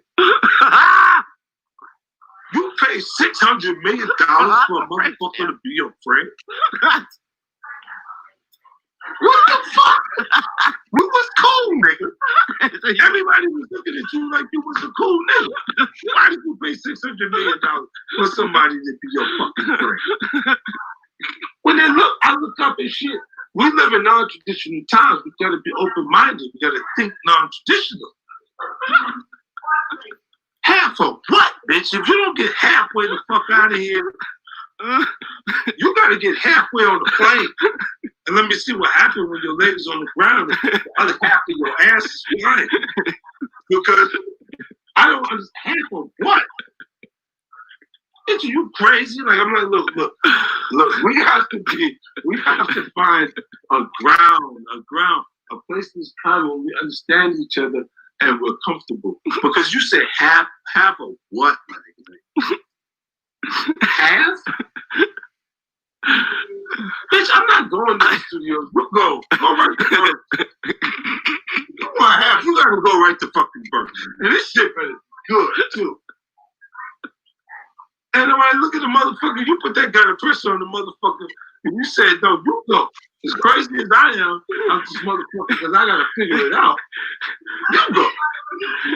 You gonna do it and come back with some shit. You bitch, you better come. You better have some bars when you come back here because you want half. What the fuck is you talking about? Get the fuck out of here, man.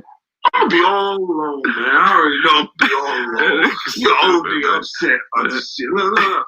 It just doesn't make sense to me. It doesn't make sense. I'm trying to look at it. I'm trying to assess shit, and I'm going, yo. Now you gotta help me make this shit up make sense, bro. Like it don't make sense to me. Half of what? Yeah, bro. Okay, so look, you can look at that. You can look at him saying what he's saying and hear a whole bunch of pejorative terms being thrown around. Yeah. But notwithstanding any of what he said in the curse words that he used, right? Mm-hmm. He is speaking to the general condition of men, and at the whim that they exist in, especially if they're high profile, be wiped clean. And just think about if you're an ordinary working man and you clicked up, your entire existence could be turned upside down. Yep. Because you wanted a friend, you had somebody you loved and you wanted to build with, and then just at the drop of a dime for any reason, just like Dr. Dre, irreconcilable differences. Oh, that ain't no reason, man. Irreconcilable differences. But then you make a pledge till death do us part. That's serious to a man. That's serious. That's serious to a man, and these women out here playing with that, bro. Yeah. And you know, it's interesting, man. You know, 50, he put it all in street language, man. You know, but that can be articulated at all levels, bro. I mean, what he is saying resonates not just with street cats, not just with multi-millionaire street cats like himself, man. It resonates with men like me, who have never been married. He has kids. I don't have kids, but who recognize that, yes, as he observed, times have changed. Okay, we are living under different conditions.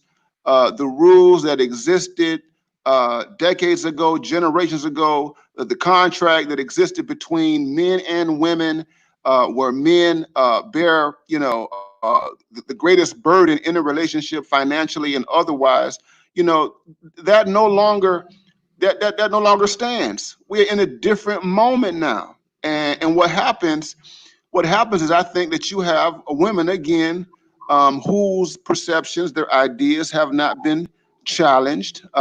They've been protected from criticism. Men have been silent. Men have been silent for too long in terms of not expressing what they really think and how they feel about what they're going through today.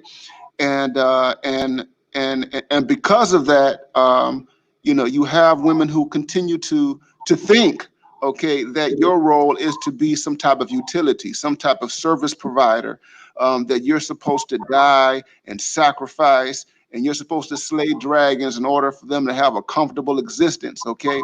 That you're not supposed to think about the consequences of what happens when you lay down with a woman, or the consequences of what happens, that is, in terms of procreation, or the consequences of what happens when you sign that marriage contract, and what happens to you socially, financially, and otherwise, and for them, it's an affront, to their sensibilities when you question that stuff.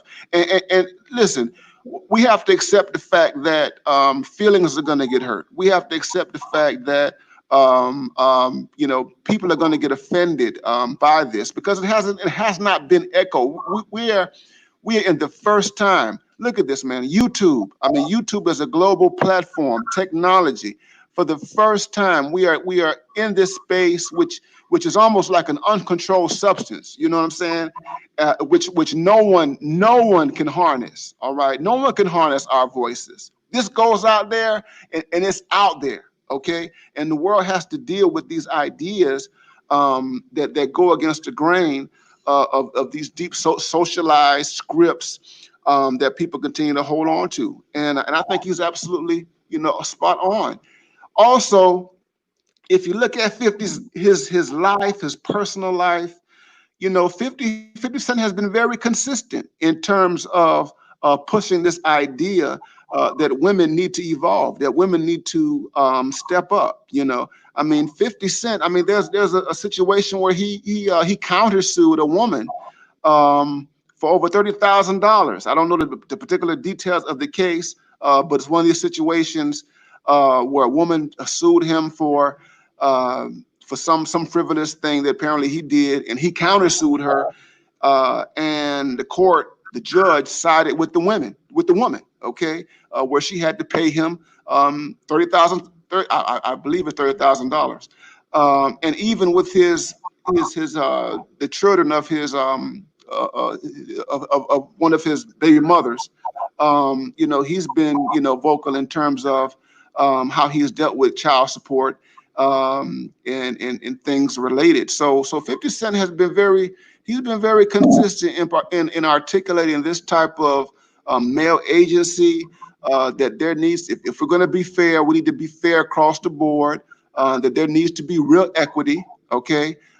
So in a very interesting way, you can flip feminism and say that, you know, 50 Cent is kind of what, you know, what some feminists talk about in terms of, you know, equity and 50-50 and fairness and equality and all that. You know what I'm saying? And so it's like if men have to be accountable, women need to be accountable too. Okay.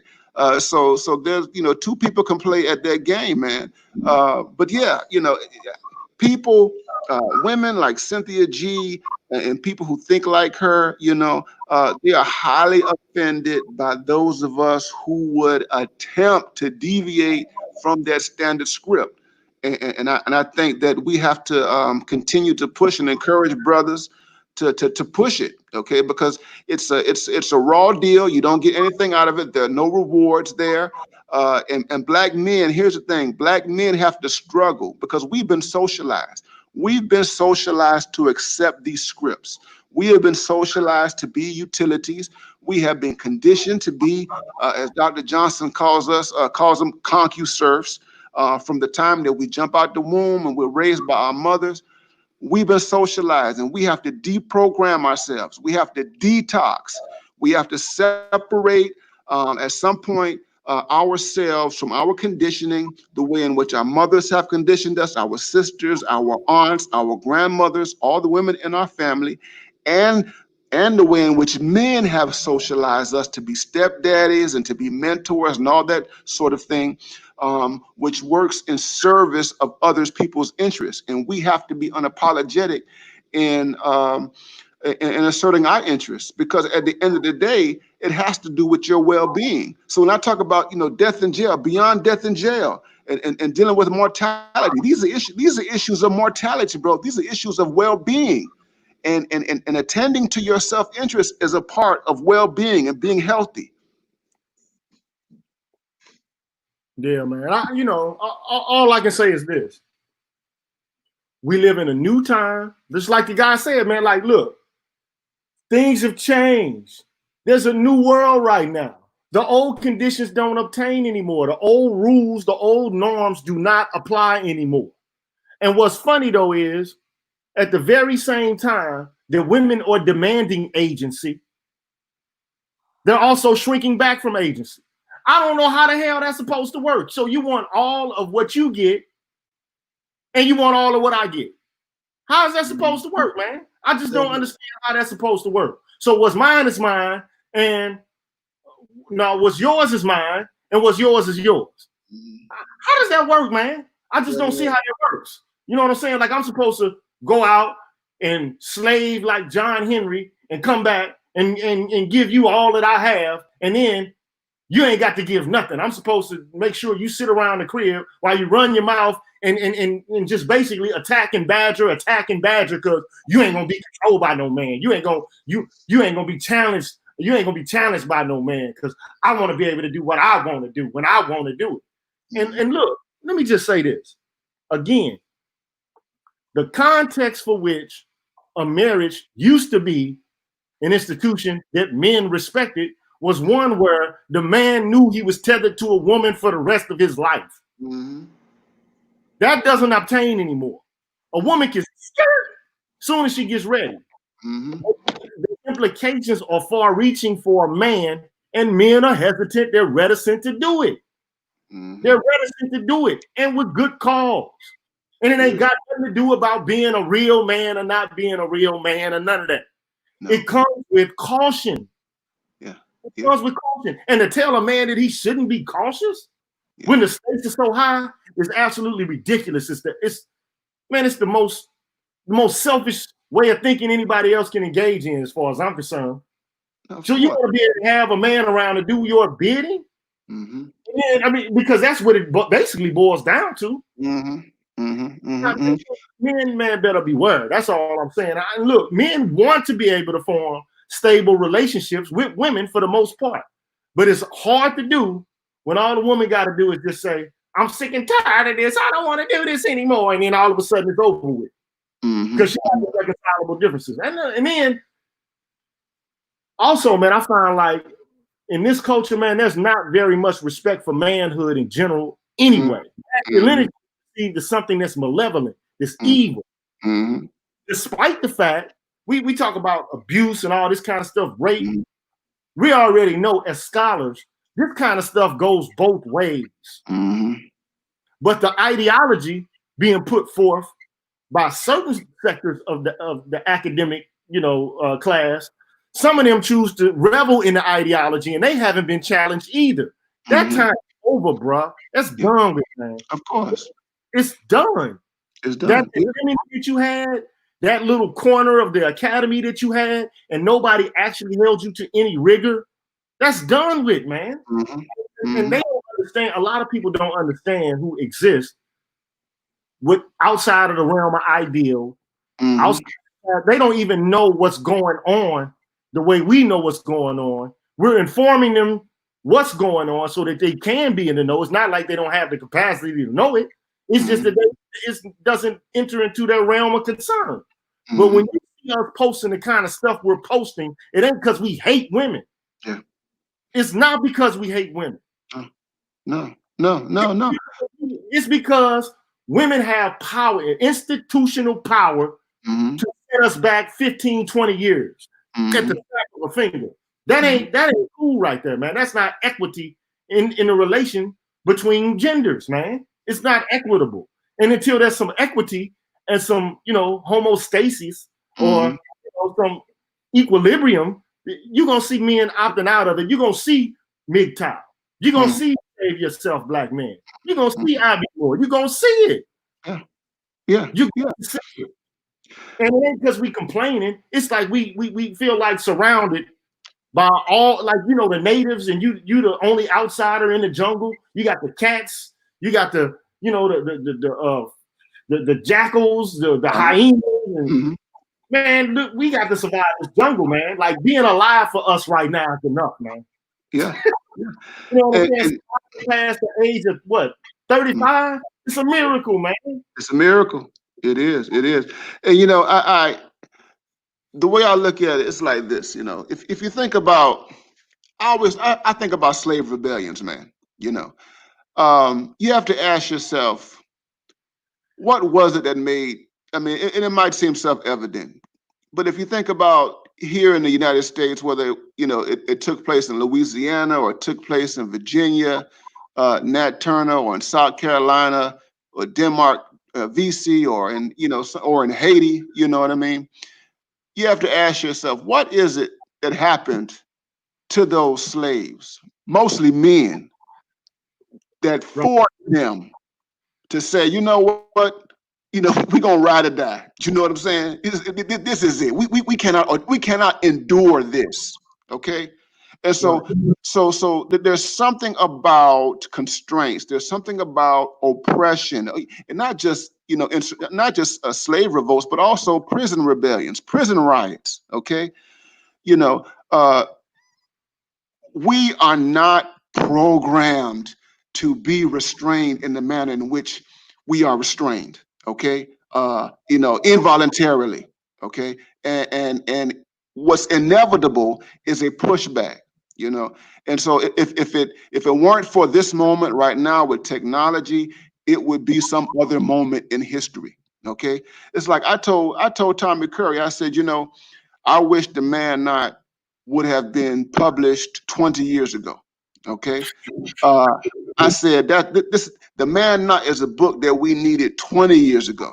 Okay, but I know, in light of the economy at that particular time, that it would have been impossible to get a book like that published. Okay, but here's what I told him. I said, Tommy, if you had not done The Man Not, eventually somebody else would have written The Man Not.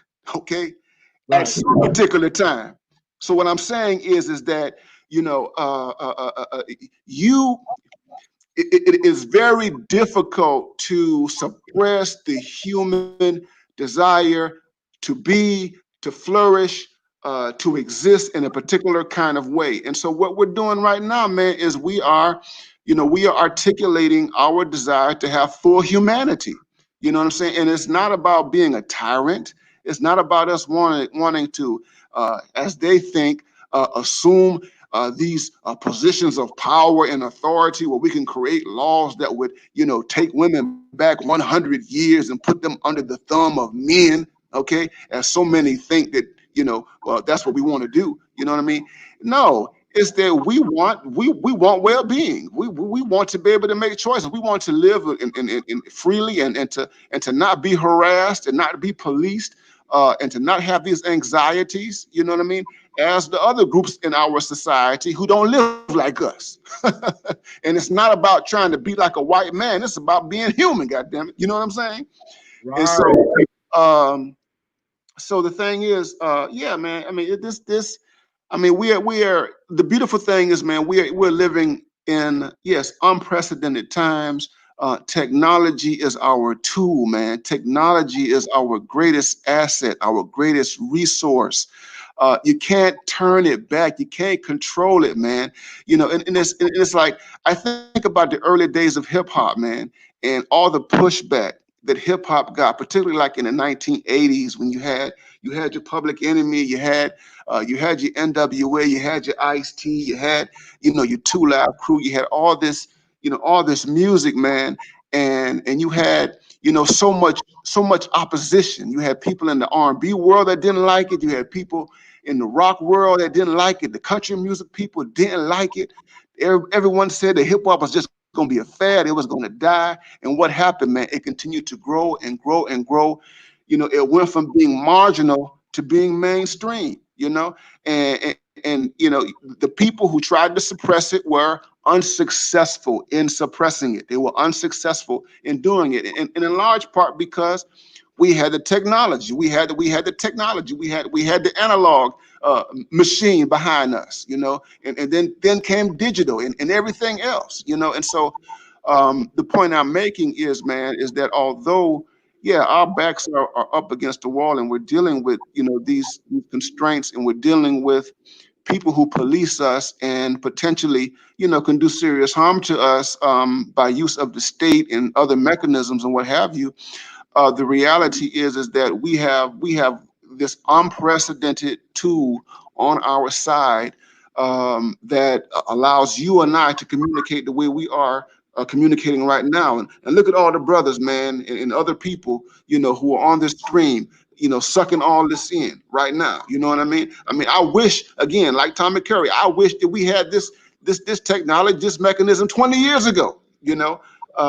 But you know, it is what it is. Here we are, and we're, you know, we're pushing against the grain, and we're helping men to reimagine, you know, their existence in the world, man. And I think that's the one thing that we have to hold on to and to cherish, man. That we are pushing things forward, man. And you know, there's one last thing I want to talk to you about, because you did put forth a post, and this kind of will encapsulate to me, or put a capstone on everything we've been talking about, because we know recently there's been agonistic politics taking place in the streets, and various people have opinions about it. Some people, you know, feel like, you know, it's riotous behavior. Then there's other people who see it as liberatory behavior that's being expressed out in the streets.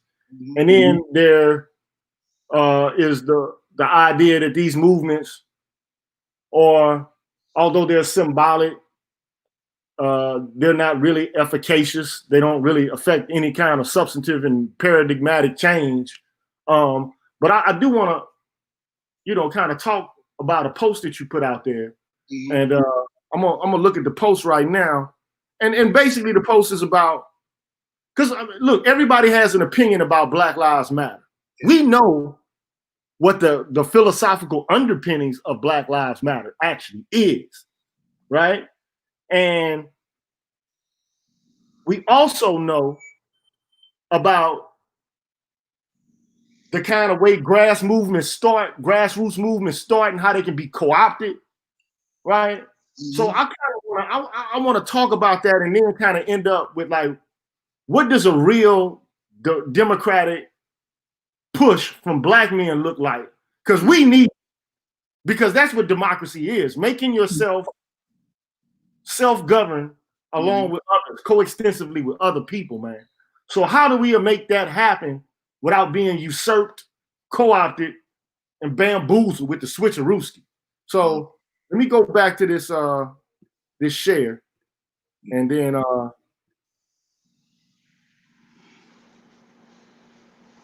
we can kind of get this wrapped up, man. So let me get here. That should be on the screen right now. Come on, you know, pop up, bro. That's not what I want, man. It's not showing me the key. Yeah, here we go. Here we go. Here we go. But I'm not dumb enough. All right. You say. You want to read your own words? You want me to read? Go ahead. You can read it. Go ahead, man. You say the movement in Ferguson, Missouri, after the execution of Michael Brown in 2014, was co-opted by all sorts of interest groups, entities outside of Ferguson. I know academics, former and current Facebook friends who flew to Ferguson and littered their Facebook pages with selfies. Look at me. Look what I'm doing. I'm important. They took the thunder away from the grassroots warriors who actually lived and struggled in that city. It was the shame before God. And this is a man who's a minister. Like, you know what I'm saying? Talk ministerial saying this. A low down, dirty shame. But the real stories are beginning to emerge. This is the story of death and jail, of Black men and women who put their lives on the line. Notice how he said men and women, not for a selfie, they wanted to be free. Black Lives Matter is not above criticism. It is not a god. It is a human enterprise. Its modus operandi and its affiliations with the liberal billionaire class are not above or not beyond intellectual evaluation. This is not about division. It's about keeping all parties honest. Tell us what went through your thought process when you made that, bro. You made that. Yeah, man. Yeah, you know, I think it's important that we are candid. I mean, if you're going to have a real, you know, society that is free and democratic, okay, everybody has to be honest about what is happening in the society. You know, what everyone has to be honest about the energies, the movements that are emerging from the bottom, that are pushing us to expand our notions of equality, to expand our notions of opportunity, just to expand, you know, our notions of freedom. Okay. And what I was getting there is that, yeah, we need to be honest about the narratives, about the stories. We need to be honest about the people who are actually making it happen on the ground. Okay, the populists. I call them grassroots warriors, because that's what they are. These are the people who are risking their lives. These are the people who are going to jail. These are the people who are being killed. You know, who are being, you know, thrown in cars, and their cars are being burnt up. You know. These are the people who can't get jobs because of their activism. These are the people who are in the trenches, all right? And these are the people who expand these notions, all right? So you had the middle class people that I talked about, the professionals. They benefit.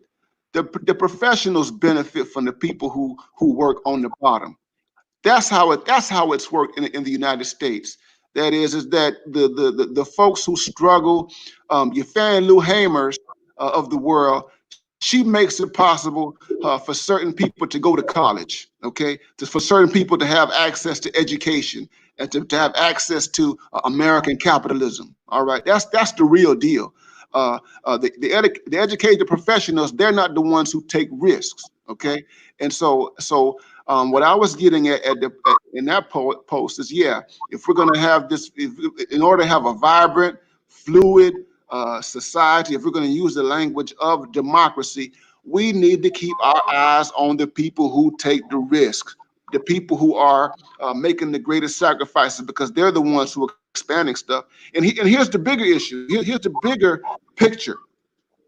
So Black people are responsible historically for America and what America has presented to the world as being this great democratic project. Okay, the Constitution of the United States would not be looked upon by other parts of the world, would not be revered without Black people. Black people are responsible for making this society, and I say this cautiously and carefully, for making this society a democratic society.